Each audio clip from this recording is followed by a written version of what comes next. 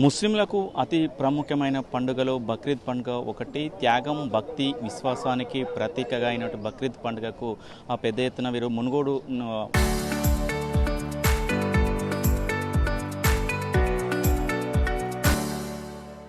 రోడ్లో ఉన్నటువంటి ఈద్గా వద్ద కూడా ప్రత్యేక ప్రార్థన కార్యక్రమాలు నిర్వహించిన పరిస్థితి. ఈ కార్యక్రమానికి రోడ్లు భవనాల శాఖ మంత్రి కోమటిరెడ్డి వెంకరెడ్డి కూడా హాజరై ముస్లిం సోదరులకు కూడా శుభాకాంక్షలు తెలిపినటువంటి పరిస్థితి ఉంది.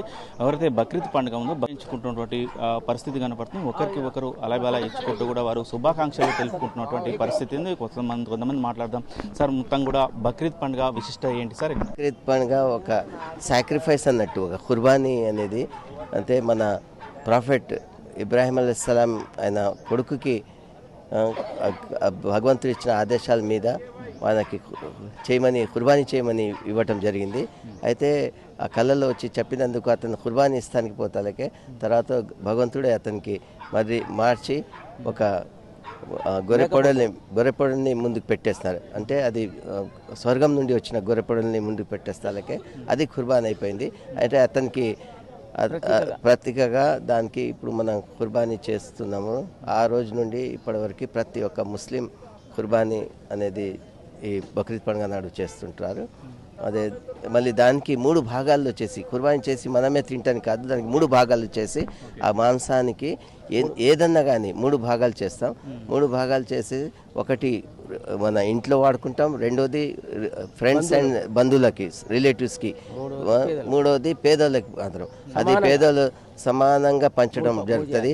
ఎందుకంటే మరి దానిలో ఎలాంటి అయి ఉండదు, ఒక కుల మత భేదాలు లేకుండా ప్రతి ఒక్కరికి పంచుతాం. 50 సంవత్సరాల నుంచి బక్రీద్కి వస్తాను నేను. సంవత్సరంలో 2 సార్లు ఇక్కడ రావడం జరుగుతుంది. ఒకటి రంజాన్ పండుగ, రెండోది బక్రీద్ పండుగ. ఈ 2 పండుగలు విశిష్టత ఏంటంటే ఈ నమాజ్ తప్పకుండా ఇక్కడ వచ్చి నమాజ్ చదవలసిన అవసరం ఉంటుంది.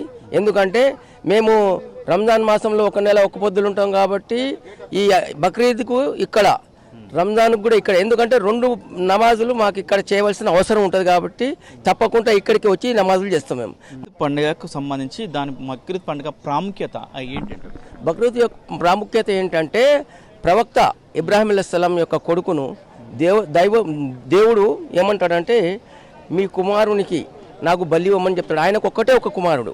అయితే ఒక్క కుమారుని కూడా బలి ఇవ్వమని చెప్తే ఆయన ఏం చేస్తాడంటే కళలో వచ్చి చెప్పినందుకు ఆ కళలో ఈయన చేసిన మాటను నిర్వర్తించేందుకు, ఆ మాటను నిలబెట్టేందుకు ఇబ్రాహీం అలైహిస్సలాం ఏం చేస్తారంటే ఆ పిల్లగాడిని ఉదయం తెల్లారుజామున బలిస్తేందుకు తీసుకెళ్తే అప్పుడు దేవుడు ఏం చేస్తారంటే అరే నా మాట ప్రకారం నా కొడుకును బలిస్తేందుకు సిద్ధమైనాడు, ఆయనకు ఒక్కడే ఒక కొడుకున్నాడు కాబట్టి ఆ ఒక్క కొడుకు కూడా బలిస్తేందుకు సిద్ధపడ్డాడు కాబట్టి ఇస్మాయిల్ అలైహిస్సలాం ఆ యొక్క కుమారుణ్ణి బలిచ్చేందుకు ఆ పిల్లగాడిని బలిస్తేందుకు తీసుకెళ్తే అక్కడ దైవ ప్రవక్త అక్కడి నుంచి దేవుని యొక్క మహిమ వల్ల అక్కడ ఏమవుతుందంటే ఒక గొర్రె పొడేలను దేవుడు అక్కడ ప్రసాదించి పంపించి ఆ యొక్క గొర్రె పొట్టేలను కోయడం జరుగుతుంది. గ్రంథాలయ చైర్మన్ ప్రస్తుతం కూడా ఉన్నారు, వారిని తెలుసుకునే ప్రయత్నం చేద్దాం. సార్, మొత్తం కూడా ఈ రోజు బక్రీద్ పండుగకి రోడ్లు భవనాల శాఖ మంత్రి కోమటిరెడ్డి వెంకరెడ్డి గారు వచ్చిన పరిస్థితి ఉంది. ఎట్లాంటి ఏర్పాట్లు చేశారు, ఏం చెప్పారు సార్? ఇప్పుడు బక్రీద్ పండుగ గురించి ప్రతి సంవత్సరం లాగా కాకుండా కూడా బక్రీద్ ఎక్స్టెన్షన్ గురించి వెంకటరెడ్డి గారు ఇక్కడికి వచ్చేసి ఎక్స్టెన్షన్ గురించి కూడా వాళ్ళు చెప్పారు. ఎక్స్టెన్షన్ దాని గురించి కూడా చెప్పేసి రైట్ సైడ్ ఎక్స్టెన్షన్ కూడా వారు చేస్తున్నారు. అదే కాకుండా ఈ అభివృద్ధి పథకంలో ఇప్పటి నుంచి కాదు, ఒక 30-40 ఏళ్ల నుంచి వారి ఫండ్ నుంచి ఇవ్వడము, మరియు ఇక్కడ ఈ తెలంగాణనే హైయెస్ట్ పెద్దది ఇదిగా మనది ఫ్రూట్ బేరింగ్ ట్రీస్ ఉన్నాయి, అవన్నీ ఉన్నాయి. కాబట్టి అందరూ మౌలానా ఎహ్సానుద్దీన్ గారు, జమీయతుల్ ఉలమా స్టేట్ ప్రెసిడెంట్ గారు, వారు ప్రత్యేకంగా మినిస్టర్ గారికి మౌలానా ఎహ్సానుద్దీన్ గారు ఏంటంటే స్టేట్ ప్రెసిడెంట్ ఆయన ఎహ్సానుద్దీన్ గారు ఉన్నాడు కాబట్టి ఆయన మినిస్టర్కి కృతజ్ఞతలు తెలపడమే కాకుండా ఉట్టిగా కృతజ్ఞతలు తెలపడం, ఇవన్నీ చూస్తుంటే మీకే అర్థమవుతుంది ఎంత చక్కగా చేశారనేది.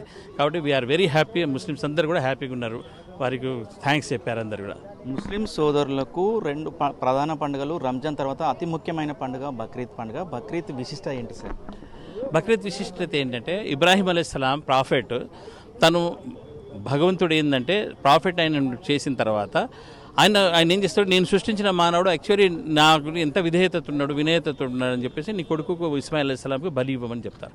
అయితే అప్పుడు రాత్రి కళలు వచ్చి చెప్పిండ్రు కాబట్టి ఆయన కొడుకుని అడుగుతాడు, నేను ఇట్లా భగవంతుడి ఆజ్ఞ ఉన్నది, అల్లా సుబ్హానహు వ తఆలా ఆజ్ఞ ఉన్నది కాబట్టి నేను బలి ఇవ్వాలనుకుంటున్నానంటే మీరు నిశ్చితంగా మీరు ఇమీడియట్ బలి ఇచ్చేసేయండి, నాకేం లేదు అనగానే అప్పుడు ఆయనను బలి ఇవ్వడానికి చేస్తే ఆ బలి ఇచ్చే స్థలంలో ఈయన మొండెం బదులు అది మేకపోతు మొండెం ఉంటుంది.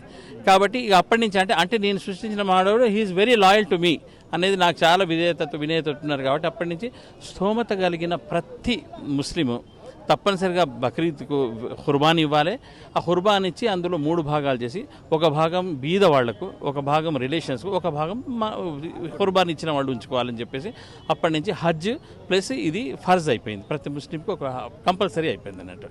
అంటే స్తోమత ఉన్నోడు వాడికి, స్తోమత లేని వాడికి అవన్నీ ఏం చేయాల్సిన అవసరం లేదు. బక్రీద్ పండుగను పురస్కరించుకొని ప్రతి ఒక్కరు కూడా అలాయ్ బలాయ్ చేసుకుంటూ కూడా శుభాకాంక్షలు తెలుపుకుంటున్న పరిస్థితి కనబడుతుంది. ముఖ్యంగా కూడా ఆ బక్రీద్ పండుగ అంటే త్యాగానికి ప్రతీక, ఆ త్యాగానికి ప్రతీక నిదర్శనంగానే కూడా బక్రీద్ పండుగను నిర్వహించుకుంటున్నామని కూడా ముస్లిం పెద్దలు చెప్తున్న పరిస్థితి కనబడుతుంది. ఈ కార్యక్రమానికి రోడ్లు భవనాల శాఖ మంత్రి కోమటిరెడ్డి వెంకరెడ్డి కూడా వచ్చి ముస్లిం సోదరులకు కూడా శుభాకాంక్షలు తెలిపిన పరిస్థితి కనబడుతుంది.